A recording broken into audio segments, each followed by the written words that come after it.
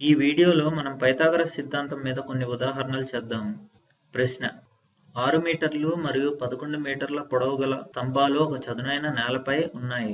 నేలపైన ఆ రెండు స్తంభాల అడుగు భాగం మధ్య దూరము 12 మీటర్లు. అయినా ఆ రెండు స్తంభాల పై భాగాల మధ్య దూరం ఎంత అనేది కనుక్కోండి. జవాబు: ఈ ప్రశ్నలో 11 మీటర్లు మరియు 6 మీటర్ల పొడవు గల స్తంభాలు ఒక చదునైన నేలపై ఉన్నాయి అని ప్రశ్నలో ఇచ్చారు. మనం వాటిని గీద్దాము. ఈ ఏబి పెద్ద స్తంభం 11 మీటర్లు, మరి సిడి చిన్న స్తంభం 6 మీటర్లు అనుకుందాం. ఏబి ఈజ్ ఈక్వల్ టు 11 మీటర్లు, సిడి ఈజ్ ఈక్వల్ టు 6 మీటర్లు.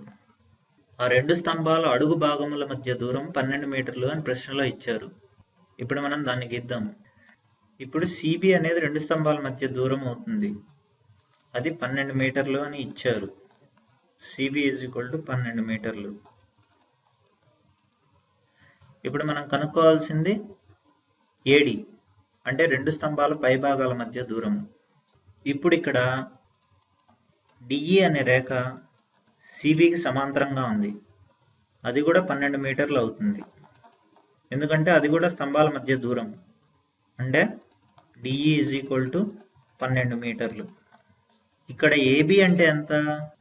AB is equal to AE plus EB అవుతుంది. ఇక్కడ మనం సిడి అంటే ఏంటి అనుకున్నాము? చిన్న స్తంభం ఎత్తు, అది 6 మీటర్లు. ఇప్పుడు ఇక్కడ CD is equal to BE అవుతుంది. సేమ్ అదే ఎత్తు కాబట్టి అది కూడా 6 మీటర్లు అవుతుంది. అంటే ఇక్కడ ఏబి విలువ ఎంత?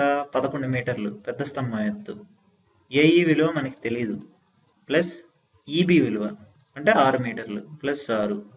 ఈ ప్లస్ 6 ఈజ్ ఈక్వల్ టు అవతలకి వెళ్తే మైనస్ అవుతుంది. అప్పుడు ఏఈ ఎంత వస్తుంది? 11 మైనస్ 6. 11 మైనస్ 6 అంటే 5. ఏఈ విలువ 5. మధ్య దూరం కనుక్కుందాం, అంటే డిఏ అని కనుక్కుందాం. కనుక్కోవాలి అంటే ముందు మనం ట్రయాంగిల్ ఏఈడిని తీసుకుందాం. ఇప్పుడు ఈ ట్రయాంగిల్ ఏఈడికి పైథాగరస్ సిద్ధాంతం వర్తింపజేద్దాం. అప్పుడు మనకి ఎలా వస్తుంది అంటే AD square is equal to AE square plus ఈడి స్క్వేర్. ఇక్కడ ఏఈ అంటే ఎంత?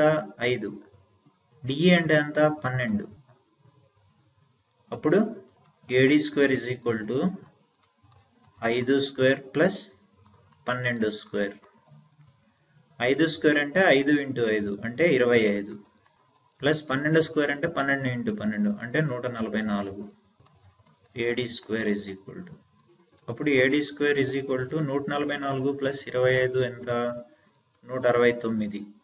ఈజ్ ఈక్వల్ టు రెండు పక్కల స్క్వేర్ రూట్ అప్లై చేద్దాం. అప్పుడు ఏమొస్తుంది? AD square root is equal to 169 root. దీన్ని మనం ఎలా రాసుకోవచ్చు? AD square is equal to 169 అంటే 13 ఇంటూ 13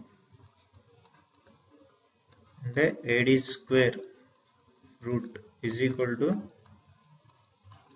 13 స్క్వేర్ రూట్. ఈ స్క్వేర్ రూట్ క్యాన్సిల్ అయిపోతాయి. అప్పుడు ఏడి ఈజ్ ఈక్వల్ టు 13 వస్తుంది. ఈ ఏడి అనేది రెండు స్తంభాల పైభాగాల మధ్య దూరం, అది 13. ఇదే మనకు కావాల్సిన జవాబు. వచ్చే వీడియోలో మరికొన్ని ఉదాహరణలు చూద్దాం.